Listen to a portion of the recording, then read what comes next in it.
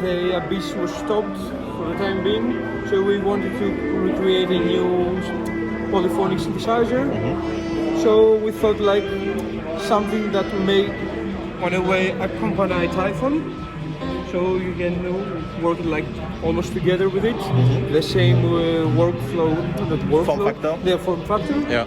So it's quite easy to work on it. So on this one we didn't choose to do the screen because we thought like it's easier for the user to play with. Also it's quite deep and you have a lot of functions to play around and change your sound very dramatically. So the whole thing about Nymphes is you have like two pages that you work right away. So one is written down on the downside, and also then you have the shift button, which acts as the second row of functions.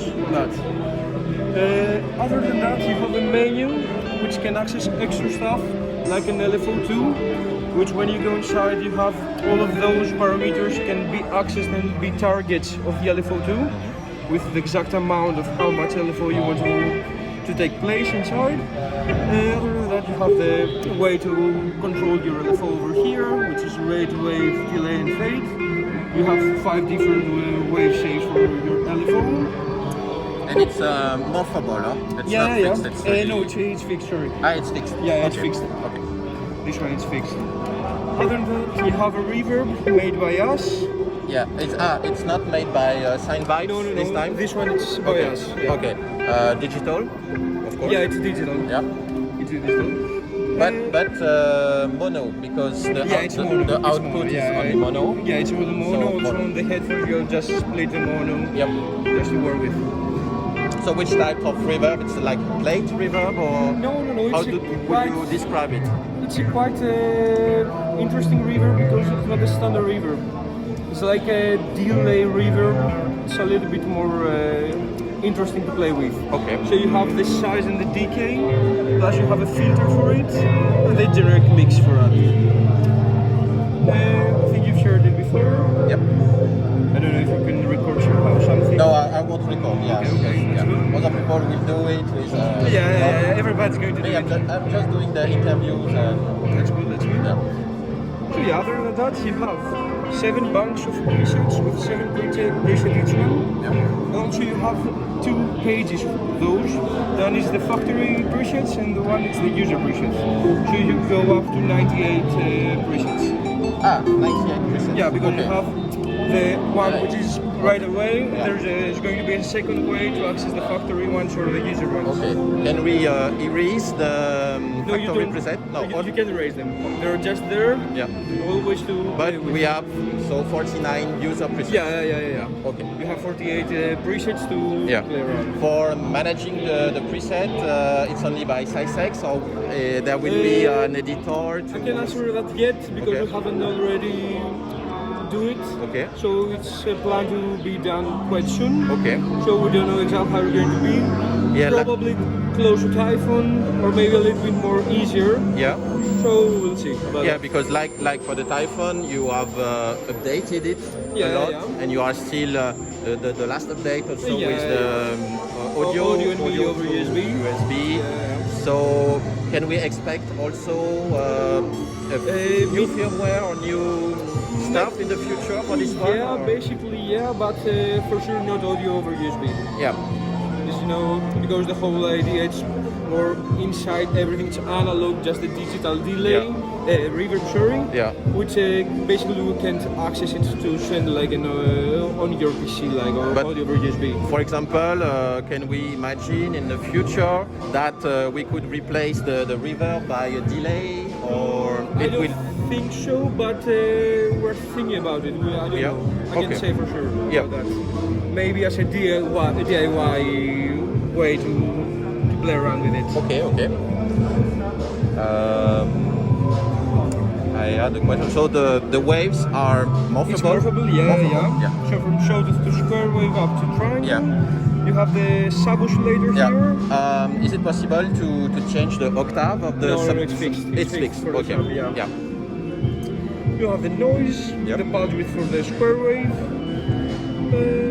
low 24 dB low pass, 6 dB high pass filter, and basically those. The low bass is resonant. You can also have tracking, quite very good tracking, so you can use like a sine wave oscillator.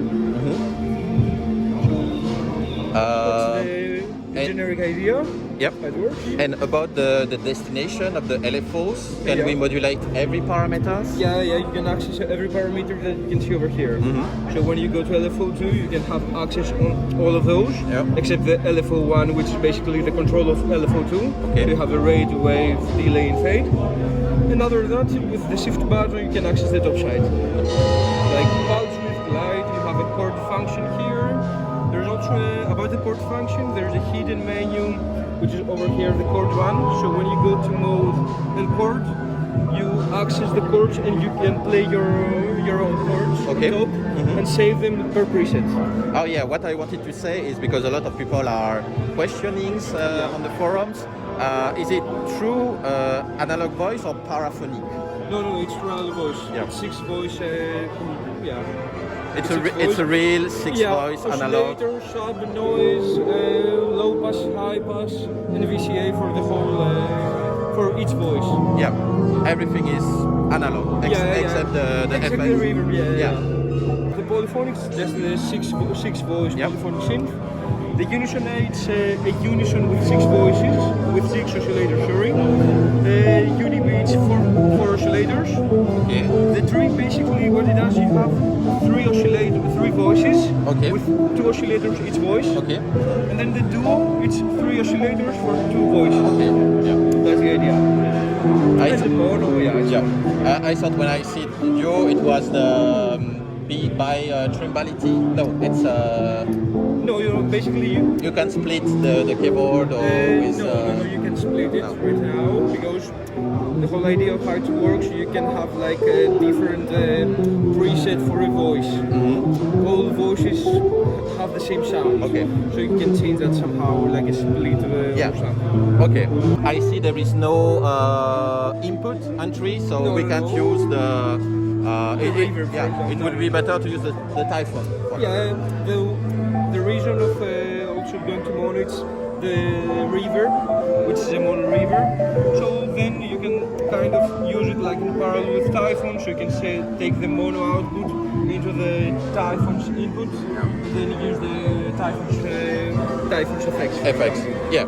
So can you tell us about the availability and the price? The availability is going to be around November, I think. November? Sure. Yeah, I think so.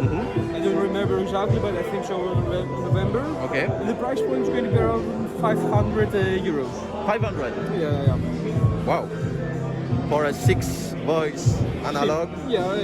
This form factor I think is going to be a pretty nice instrument to have on your studio. Yeah, and I wanted to say also people were a bit afraid because they thought, oh, maybe it's too small for my hand. I have tested it, and I have not big hands, but it's super accessible, and you can be precise, super precise enough, and it's not a problem at all. Yeah, I think so also because I've used it for quite some time, like for beta testing and working on it. Yeah. So I think it's quite versatile to play with and easy to access because you have all those 14 faders right away in your hand. It's quite easy to access them when you use them. Yeah, and with the shift button also it helps. So for the shift button, there's a lock, so you can lock them instead of just pressing it. For example, you can double press it and lock it. Right now, for a reason, it's closed, so just give me a minute. So you can just double click it and it's locked, so now you can just play around and manage all of the top side preset and shift it. Oh yeah. But in general you can just momentarily use it and change the value and that's it. Yeah. And for me the form factor is great because we have less and less space in our studio. Yeah, that's true. So for me it's always great to have a really small form factor. Yeah. The sound of it, I think it's quite. Full. The whole sound is quite massive. Yeah, and the sound is really great. So. I think it would be one of the highlights of the show, and it sounds what I could play sounds super good. Thank you a lot for that. Super, Thank you a super, lot. super good. So yeah, thank you very much. Thank you too.